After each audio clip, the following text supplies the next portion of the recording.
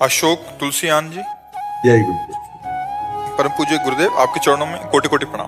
गुरुदेव, दुर्गा सप्तशती में लिखा है कि जो माँ दुर्गा जी को अपना सर्वस्व अर्पण कर दे उसको तो शरणागति मिलती है।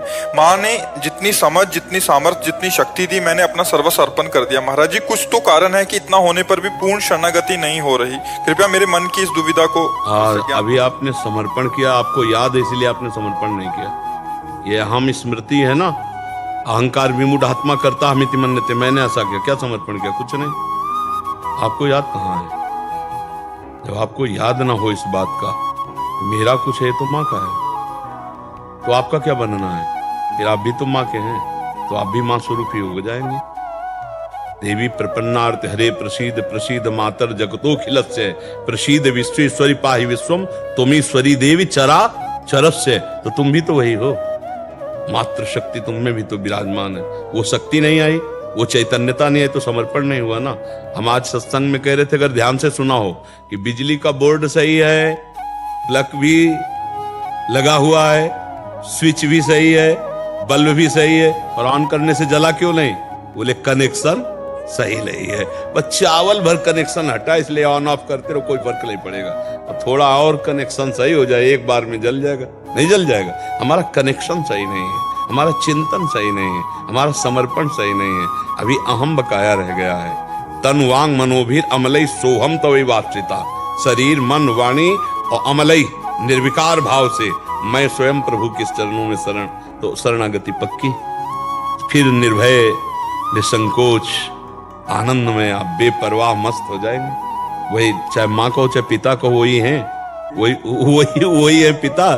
तुम्हें माता च पिता तुम्हें, तुम्हें बंधुश्च सखा तुम्हें विद्या द्रवणं तुम्हें। वही हरि माँ बने हैं, वही माँ हरि बनी है, कोई अंतर नहीं। वही कृष्ण काली है, वही काली ही कृष्ण है, कोई और एक ही तत्व है, दूसरा तो है नहीं। तो जब हम उसकी शरण में हो जाएंगे तो हमारे अंदर ये सब लक्षण जागृत हो जाएंगे। अभी हमारा समर्पण, हमारा चिंतन कहीं न कहीं विपरीत है। उसको आपको ढूंढना पड़ेगा, उसको आपको ढूंढना पड़ेगा। गुरुदेव की कृपा के बिना ये तो नहीं है प्रभु जी। हाँ, तो आप नाम जप करो, उसी नाम में आपको दिखाई देने लगेगा आपसे क्या त्रुटि हो रही। हाँ, आप नाम जप करो, जो आपको प्रिय लग रहा हो, जो आप जप रहे हो, और एकाकार जपो। जैसे मान लो माँ, हम कह रहे मान लो माँ, तो हमारे सामने माँ लिखा है, तो माँ माँ, और उसी के बीच में आ जाएगी जो गलती आपकी है, जो आपकी त्रुटि है, वो साधक के सामने आ जाती कि बार बार जलन होगा और ये होगा, ये गलती है कैसे छूटे, बस जान लेना वो गलती आ जाएगी। पूरा का पूरा अंतःकरण की छानबीन भजन के समय होती है। जब हम एकाग्रता पूर्वक भजन करते तो हमारी सबसे ज्यादा जितनी गंदगी होती जो, वही सामने आती, वही हमारे सामने आने लगी। एकदम ऐसा ही होता, क्योंकि अपने लोग चल रहे हैं, अपने लोग कोई प्रवचन थोड़ी कर रहे हैं, उसी मार्ग में चल रहे हैं, तो उसको देखा है। उसी कमियों को हम क्रमशः दूर करते हैं। धीरे धीरे एक एक बात पकड़ी, आज ये छोड़ा, फिर ये छोड़ा, फिर ये छोड़ा, और धीरे धीरे निरपेक्ष होते चले जा रहे हैं। नया संस्कार न बनने पावे, पुराने संस्कार निकल रहे हैं, और भजन हमारा एक तार चलेगा, तब ये पकड़ आएगी। ऐसे मनोरंजन वाला भजन नहीं काम करता इसमें काम करता है एक तार भजन। तन्मयता पूर्वक देख भी रहे हैं, वही सुन रहे हैं, वही हम अंदर से जप रहे हैं। फिर उस समय सारी कमियां आ जाएंगी। आप में जो जो कमी है वो उस समय दिखाई देने लगेगी। ये कमी है, ये कमी है, ये कमी है। बस उन कमियों को अपने दिमाग में नोट करो और धीरे धीरे हटाओ, तो आप शरण में माँ के होते चले जाओगे। माँ को पुत्रो जायते कुचिदग कुमाता न भवती। उन्होंने तो प्यार ही किया है। हमारी तरफ से जो कमी है उसको हम माँ के ज्ञान बल से, बुद्धि बल से दूर करते हैं, और माँ के करुणा में चरणों का आश्रय लेकर के माँ स्वरूप हो जाते हैं। चिद चिद लक्षणम, चेतन अचेतन वही तत्व है, उसी में लीन हो गए, तब हो गया। माँ में इतना चिंतन करे कि अपना स्वरूप माँमय हो जाए, तभी माना जाएगा कि आप माँ के पूर्ण शरणागत हो गए। नहीं, हाँ, ये ढांचा केवल है, अंदर मंदिर में माँ ही बैठी है। माँ ने इतना तो ज्ञान करा भी दिया है, अनुभव में नहीं आया। बस अनुभव बिना ज्ञान। जैसे मान लो हम कहा कि खीर बनाने की पूरी प्रक्रिया पता है, पर कभी बना के नहीं खाया, तो अधूरा है ना प्रक्रिया।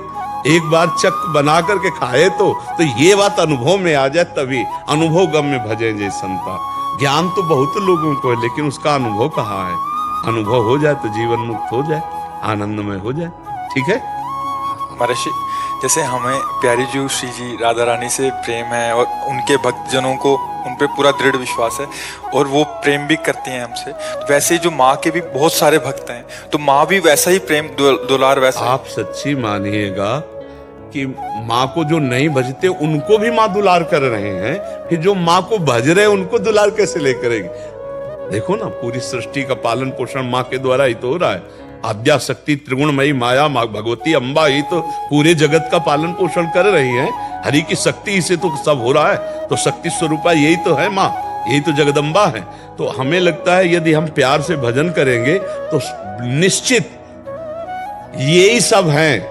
आपसे सच्ची कहते हैं, आप सीता कहो, राधा कहो, दुर्गा कहो, काली कहो, अम्बा कहो, वो महाशक्ति है, वही सब परम तत्व है। 10-20 तत्व नहीं है, एक ही है। लीला में अलग अलग लीला है। कहीं माँ का शांत रूप है, गौरी शांत रूप, कहीं विकराल चामुंडा भद्रकाली विकराल, कहीं विकराल कहीं शांत, उन्हीं के सब रूप है। हम अगर प्यार से माँ को भजेंगे तो भगवत प्राप्ति भी हो जाएगी, ब्रह्म बोध भी हो जाएगा, जो चाहोगे वो हो जाएगा। पर इतना मानना है कि माँ से बढ़कर कोई नहीं है, पर ये अंदर मान कर के भजन करे तो उसको सब कुछ प्राप्त हो जाएगा। जैसे रामकृष्ण परमहंस जी को कौन सा तत्व बोध नहीं, कौन सा ज्ञान नहीं, और भद्रकाली माता के उपासक थे, सब कुछ ज्ञान प्राप्त है उनको, सारा ज्ञान उनको प्राप्त हो गया। तो मतलब अपनी उपासना में हमें जो दृढ़ हमारी रहना, उसमें दृढ़ रहना। उपासक को ये मानना होगा कि जिसकी हम उपासना करते हैं उससे बढ़कर कोई नहीं है।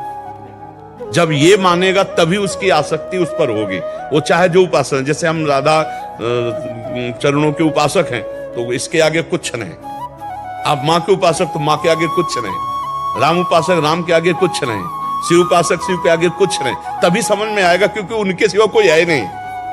तभी आपकी आसक्ति होगी, तभी आप तन्मय होंगे। और जहां दूसरा प्रतीत हुआ तो फिर वो भाव नहीं बन पाएगा, जो भाव मोक्ष प्रदान करने वाला है या प्रेम प्रदान करने वाला। प्रेम गली अति सांकरी तामे दो ना समाए, एक ही होकर जाना होगा, एक भाव से। केवल माँ की स्तुति करो, बस एक कोई पकड़ के उसे, बस उनके सिवा कोई है ही नहीं। तुम ईश्वरी देवी चराचर से, तुम ईश्वरी देवी चरा, तुम ही ईश्वर हो, तुम ही चराचर जगत हो, दूसरा कोई नहीं। देवी जी के लिए तुम ईश्वरी देवी चराचर से। देवी प्रपन्नार्थ माने शरणागत, हरे प्रसीद, जो इनकी शरण में आ गया उसके सारे दुखों को हरण करके प्रसन्नता और सुख प्रदान किया। देवी प्रपन्नार्थ हरे प्रसीद मातर जगतो खिलत से, हे जगत की अखिल माता आप हम पर प्रसन्न हो। हाँ, सब पर दया करो, सत्य भाव से चलो, उनका नाम जप करो, दूसरों को सुख पहुंचाओ, माँ प्रसन्न हो जाएगी। माँ ने ज्ञान कराया, एक को ब्रह्म द्वितीय नास्ति, सब में मैं ही हूँ। जब ये ज्ञान उसने कराया तो ये दर्शन भी वही देगी। इसके लिए हमको निरंतर उसका चिंतन करना है, ऐसा नहीं कि आलसी बनकर बैठ जाना है। अनन्य चिंतयन्तो माँ, दिन रात ये बात कि माँ एक बार अपने चरण में बैठा ले, एक बार अपनी ज्योति से आप ज्ञान करा दो कि आप क्या चाहती हो, जो साधना आप चाहो मैं वैसा ही करूं। जिस दिन विकलता आ जाएगी उस दिन कहना नहीं पड़ेगा, ये भी बात जान लो, माँ ज्ञानी नहीं, या देवी सर्वभूतेषु बुद्धि रूपेण तुम्हारे अंदर, तुम्हारी बुद्धि में ही वो बैठी हुई है। बुद्धि में प्रकाश नहीं हो रहा जी, लेकिन इस जवान को रगड़ो, माँ माँ, दुर्गा दुर्गा दुर्गा, राधा राधा राधा राधा, रगड़ो, तभी हम कह रहे जवान को रगड़ो। अभी मलिनता नष्ट हो जाएगी, तेज प्रकट हो जाएगा। बिना भजन के कहने मात्र से बात नहीं बोलेगी, भजन करना पड़ेगा। बारी मथे घृत होए बरु सिकता ते बरु तेल, और बिनु हरि भजन न भवतरी या सिद्धांत। चाहे माँ को चाहे हरि को बातें कही है।